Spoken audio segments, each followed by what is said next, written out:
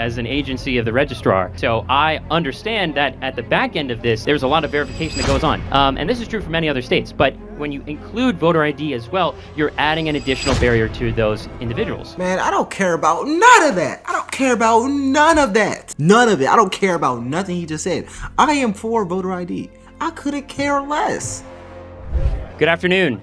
Thank you so much for coming and speaking to us. I think it's important that in this very divisive era that we're living in, that we have healthy conversations, and I think we've been pretty good at that so far. But I must be candid with you. I definitely disagree with both of you on a lot of things. But ultimately, I look at this presentation you have of brainwashing, and, you know, that really talks to truth and credibility. So I think this is about to be a good debate, man. I really do. I love intellectual debates, and he seems to be more left-leaning, and obviously Charlie Kirk is more right-leaning. So I'm just happy to learn, man. I love learning. I believe I'm very intellectually honest. I 100% am very intellectually honest.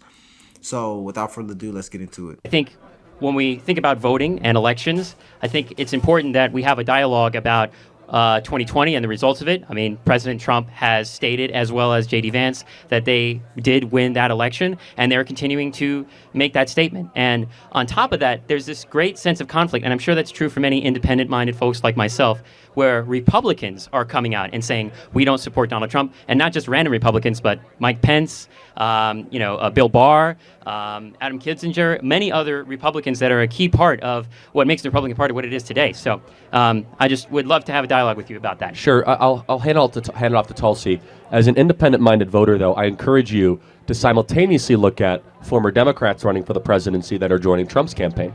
And you would agree that's equally interesting, right? Yeah, I agree. Absolutely. And I must say, by the way, thank you for your service, Tulsi. It's been great, seeing all the work that you've been doing. And my grandfather was in the Air Force, so I appreciate, all that good work.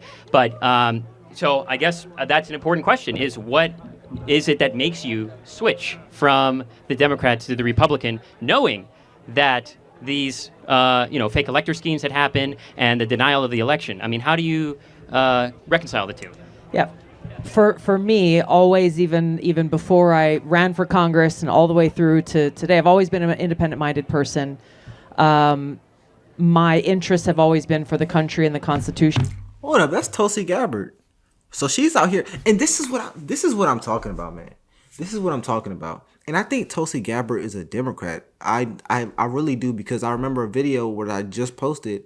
She was debating Kamala Harris in like some type of Democratic, I don't know what it was. I just know they were debating. People who have more conservative takes will go out there and debate you. They have no fear in voicing their concerns. And this is a real question. When do you see Democratic people or liberal people going outside and talking to real people? No edits, no cuts, no scripts. They just go outside and talk to people about their beliefs. It don't happen. Like, I don't see it. The only person I could think of who even comes close to doing something like that in the past 10 years is Barack Obama. Like, he's probably the only one I could think of that comes close. I'm not saying they don't exist. You just don't see it very often at all. Where I don't care where you go online, you will see a conservative talking about their views front and back like it's nothing with anybody. That level of intellectual honesty is something that's being lost in modern times. And the people first, ahead of any partisan affiliation or politics, which is why during my 8 years in Congress, I was President Obama was in office for the first 4. President Trump was in office for the second 4. And I pissed off my own party when President Obama was in office because I criticized some of his policies when they were warranted. And similarly, when President Trump was in office. He and I don't agree on everything. He knows that, and I know that. We agree on the most important things, though, and that, to me, is really what's at stake in this election. To address the Republicans that you called out who are supporting President Trump, when you look at the through line through all of them, they are part of the warmongering elite uniparty of Washington, period. And they see Donald Trump as the biggest threat to them because he doesn't bend the knee to their interests and to the military-industrial complex? Well, from what they've stated to us, and what I believe is actually more accurate, to respectfully disagree, is that there's this issue of, for example, Donald Trump saying, "I want to suspend the Constitution. I want to be a dictator on day one." Essential pieces of democracy and the American freedom that we have. Yeah. So these fake elector schemes that happen, that we know happened, right, and we know didn't actually take place. These mass voter fraud things that happen. These Republicans are actually talking about the democracy at stake. No, and this these is important things. interesting. So we believe that's all just bluster and cover, and I'm going to try to prove it to you. Please do. Okay? I'd love to. Can you find a single person that has gone against Trump that was a Republican that is against the Ukrainian war? That is against the Ukrainian war. Let me think about that. So I don't believe they are against a peace deal, but they are... Can I go a step further? Yes. That is not an enthusiastic supporter of sending arms to Zelensky.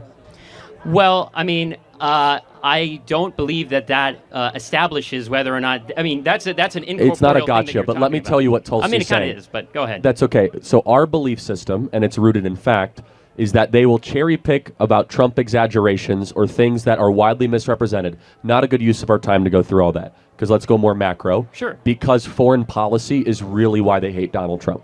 Foreign policy is the life force of an illegitimate uniparty in D.C. But at its core, though, wouldn't you all agree that the division within the Republican Party has been a large part a result of the aftermath of 2020? January 6th. There isn't division, though. You have a couple defectors like Liz Cheney and Adam Kinzinger that aren't even part of our worldview. Liz Cheney is now going around saying she supports Roe versus Wade. She was never a Republican.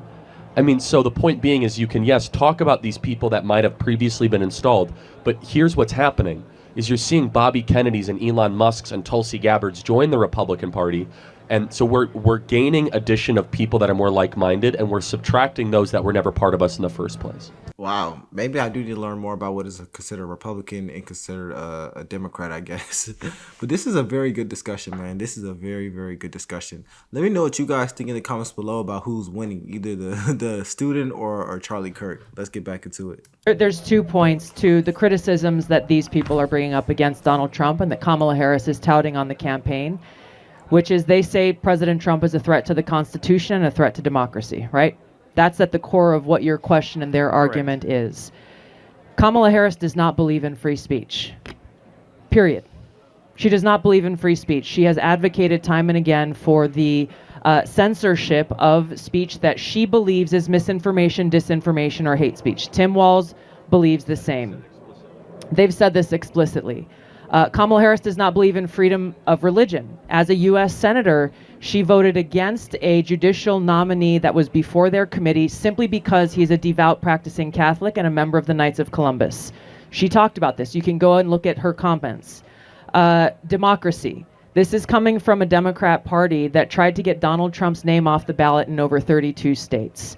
How could they believe in the protection of democracy when they are trying to take away voters' rights for us? They can disagree with how people vote, but every one of us has a right to be able to cast our vote.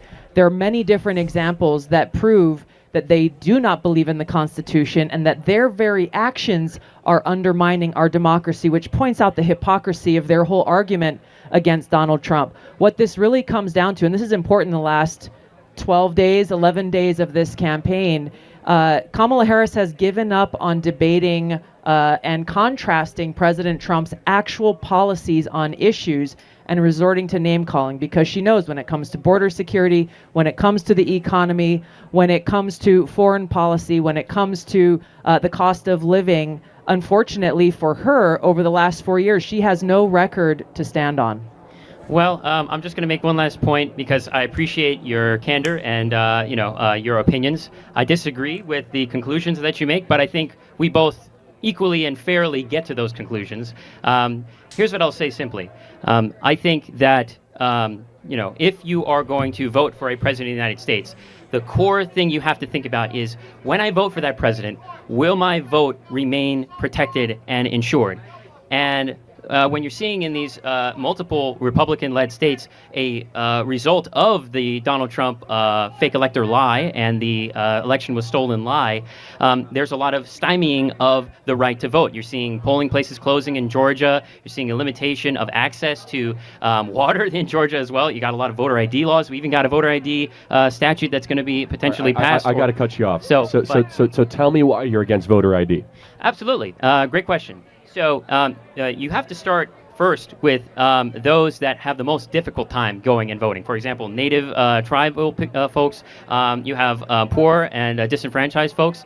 And when you create a voter ID law, first of all, in the state of Nevada, there's already multiple ways to verify your identification. And I know this because I was trained as an agency of the registrar. And so I understand that at the back end of this, there's a lot of verification that goes on. And this is true for many other states. But when you include voter ID as well, you're adding an additional barrier to those individuals. Man, I don't care about none of that. I don't care about none of that.